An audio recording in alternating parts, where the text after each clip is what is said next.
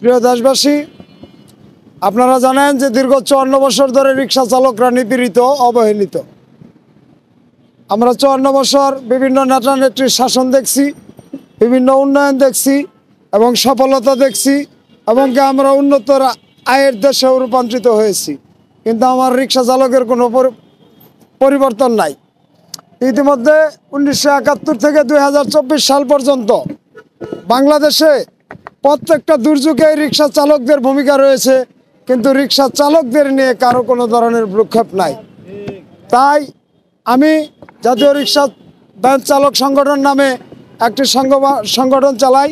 উক্ত সংগঠনের পক্ষ থেকে আগামী 15 তারিখ জাতিসংঘের মহাসচিব অ্যান্টনি গুতেরেস বাংলাদেশে আসবে। আমি এই নিপীড়িত 3 চাক্কার চালকদের মৌলিক অধিকারের ব্যাপারে একটি অভিযোগ তার সামনে দেওয়ার জন্য এখানে প্রত্যেক দিন সন্ধ্যাবেলা আমাদের এই সংগঠনের পক্ষ থেকে মাসব্যাপী ইফতারের আয়োজন করা হয়েছে।